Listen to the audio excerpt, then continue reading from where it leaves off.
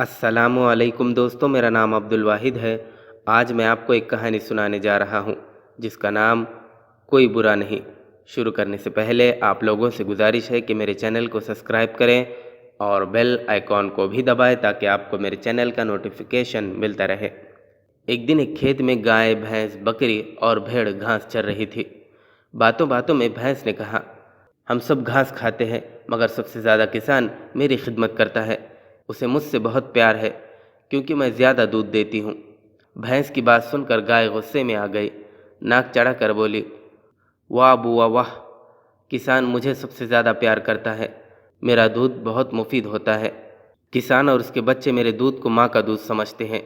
मेरे बछड़े बड़े होकर बैल बनते हैं और किसान के बहुत काम आते हैं। बकरी मैं मैं करती हुई आई और बोली, मेरा कद छोटा है फिर भी किसान मुझे पसंद करता है। किसान के बच्चे मेरे दूध को बहुत पसंद करते हैं। मेरे बच्चे बड़े होकर किसान और दूसरे लोगों के लिए गोश्त मुहैया करते हैं।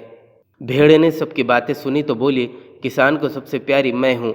मेरा दूध थोड़ा सा ही मगर गाढ़ा बहुत होता है। किसान मेरी ऊन से हज़ारों रुपए कमाता है। मेरा गोश्त भी तुम सबसे बेहतर होता है।